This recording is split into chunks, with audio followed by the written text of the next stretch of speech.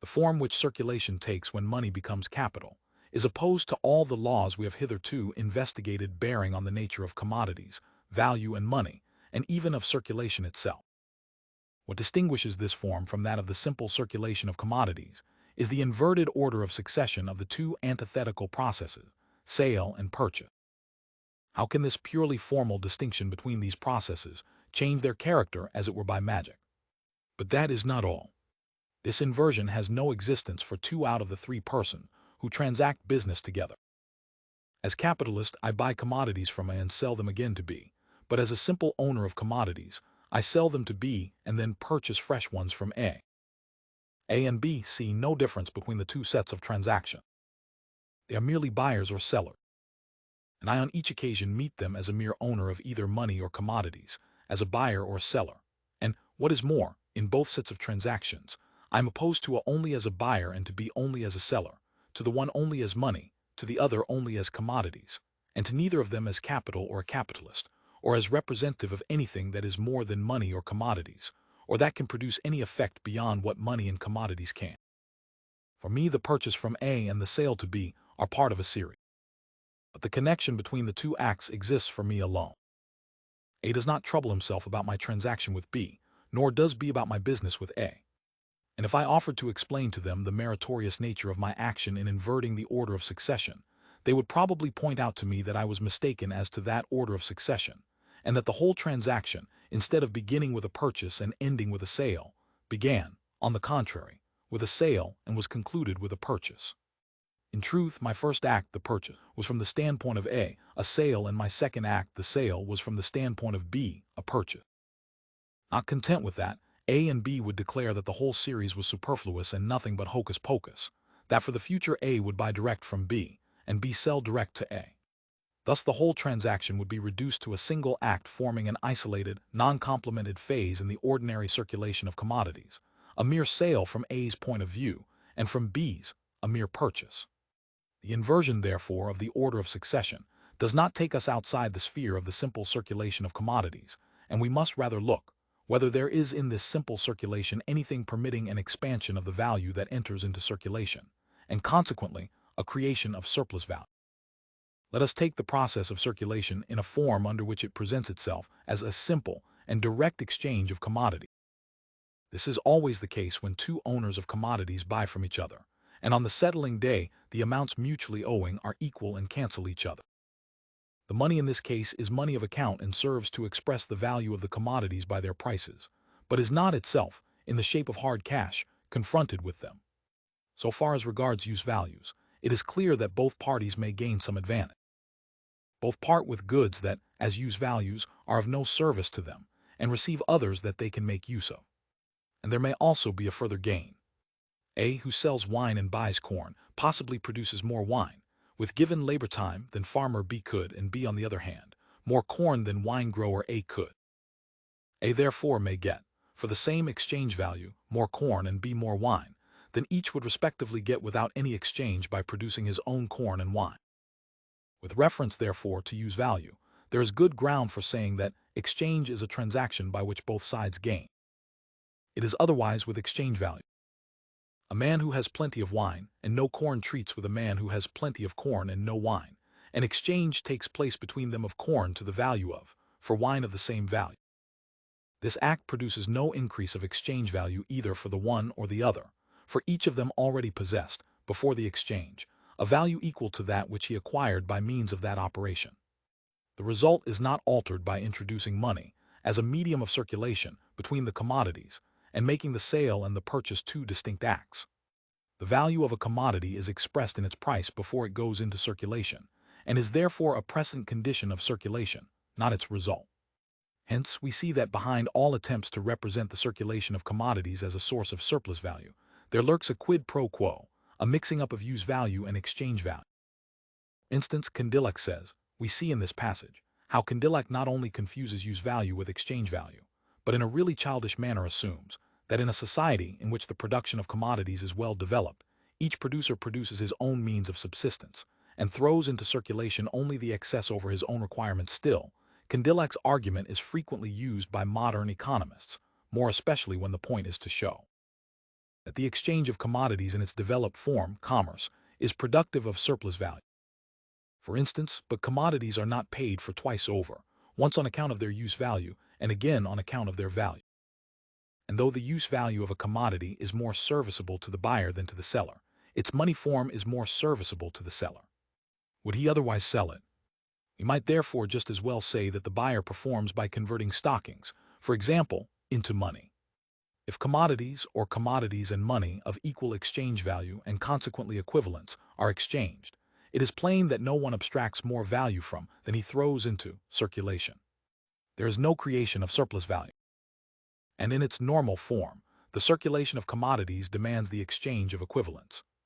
But in actual practice, the process does not retain its normal form. Let us therefore assume an exchange of non-equivalents. In any case, the market for commodities is only frequented by owners of commodities, and the power which these persons exercise over each other is no other than the power of their commodity.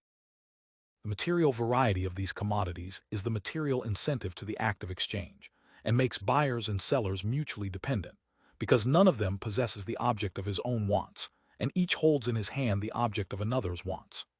Besides these material differences of their use values, there is only one other difference between commodities, namely, that between their bodily form and the form into which they are converted by sale, the difference between commodities and money. And consequently the owners of commodities are distinguishable only as sellers, those who own commodities, and buyers, those who own money. Suppose then that by some inexplicable privilege, the seller is enabled to sell his commodities above their value, what is worth for, in which case the price is nominally raised per cent. The seller therefore pockets a surplus value of. But after he has sold, he becomes a buyer. The third owner of commodities comes to him now as seller, who in this capacity also enjoys the privilege of selling his commodities per cent too dear. Our friend gained as a seller only to lose it again as a buyer. The net result is that all owners of commodities sell their goods to one another at per cent above their value, which comes precisely to the same as if they sold them at their true value. Such a general and nominal rise of prices has the same effect as if the values had been expressed in weight of silver instead of in weight of gold. The nominal prices of commodities would rise, but the real relation between their values would remain unchanged. Let us make the opposite assumption, that the buyer has the privilege of purchasing commodities under their value. In this case, it is no longer necessary to bear in mind that he in his turn will become a seller. He was so before he became buyer. He had already lost per cent in selling before he gained per cent as buyer. Everything is just as it was.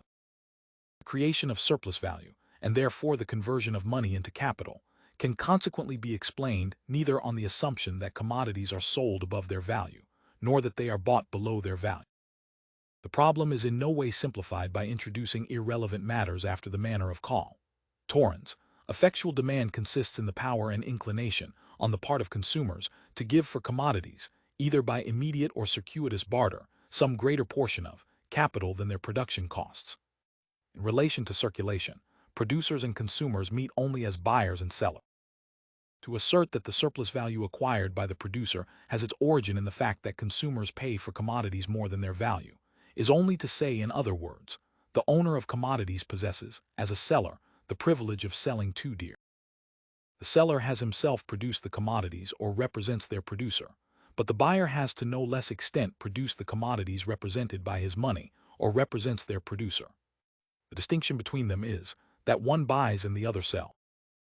The fact that the owner of the commodities, under the designation of producer, sells them over their value, and under the designation of consumer pays too much for them, does not carry us a single step further. Let us therefore keep within the bounds of exchange where sellers are also buyers, and buyers sellers. Our difficulty may perhaps have arisen from treating the actors as personification instead of as individual.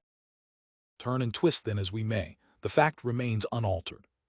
If equivalents are exchanged, no surplus value results, and if non-equivalents are exchanged, still no surplus value. Circulation, or the exchange of commodities, begets no value. The reason is now therefore plain why, in analyzing the standard form of capital, the form under which it determines the economic organization of modern society, we entirely left out of consideration its most popular, and so to say, antediluvian forms, merchants' capital and money-lenders' capital. Circuit M-C-M, buying in order to sell dearer, is seen most clearly in genuine merchant's capital. But the movement takes place entirely within the sphere of circulation. Since, however, it is impossible, by circulation alone, to account for the conversion of money into capital, for the formation of surplus value, it would appear that merchant's capital is an impossibility, so long as equivalents are exchanged, that therefore it can only have its origin in the twofold advantage gained, over both the selling and the buying producers, by the merchant who parasitically shoves himself in between them.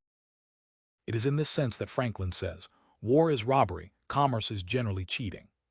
If the transformation of merchants' money into capital is to be explained otherwise than by the producers being simply cheated, a long series of intermediate steps would be necessary, which, at present, when the simple circulation of commodities forms our only assumption, are entirely wanting. What we have said with reference to merchants' capital applies still more to moneylenders' capital. In merchants' capital, the two extremes, the money that is thrown upon the market and the augmented money that is withdrawn from the market, are at least connected by a purchase and a sale, in other words by the movement of the circulation. In moneylenders' capital, the form M minus C minus M is reduced to the two extremes without a mean. M. Money exchange for more money, a form that is incompatible with the nature of money, and therefore remains inexplicable from the standpoint of the circulation of commodity. Hence Aristotle, in the course of our investigation, we shall find that both merchants' capital and interest-bearing capital are derivative forms, and at the same time it will become clear why these two forms appear in the course of history before the modern standard form of capital. We have shown that surplus value cannot be created by circulation, and therefore that in its formation something must take place in the background, which is not apparent in the circulation itself. But can surplus value possibly originate anywhere else than in circulation, which is the sum total of all the mutual relations of commodity owners, as far as they are determined by their commodity? Apart from circulation, the commodity owner is in relation only with his own commodity. So far as regards value, that relation is limited to this, that the commodity contains a quantity of his own labor, that quantity being measured by a definite social standard. This quantity is expressed by the value of the commodity, and since the value is reckoned in money of account, this quantity is also expressed by the price, which we will suppose to be pound. But his labor is not represented both by the value of the commodity and by a surplus over that value, not by a price of that is also a price of, not by a value that is greater than itself. The commodity owner can, by his labor, create value, but not self-expanding value. He can increase the value of his commodity by adding fresh labor and therefore more value to the value in hand, by making, for instance, leather into boots. The same material has now more value because it contains a greater quantity of labor. The boots have therefore more value than the leather, but the value of the leather remains what it was. It has not expanded itself, has not, during the making of the boots, annexed surplus value. It is therefore impossible that outside the sphere of circulation, a producer of commodities can, without coming into contact with other commodity owners, expand value, and consequently convert money or commodities into capital. It is therefore impossible for capital to be produced by circulation, and it is equally impossible for it to originate apart from circulation. It must have its origin both in circulation and yet not in circulation. We have therefore got a double result. The conversion of money into capital has to be explained on the basis of the laws that regulate the exchange of commodities, in such a way that the starting point is the exchange of equivalents. Our friend, Moneybags, who as yet is only an embryo capitalist, must buy his commodities at their value, must sell them at their value, and yet at the end of the process must withdraw more value from circulation than he threw into it at starting. His development into a full-grown capitalist must take place, both within the sphere of circulation and without it.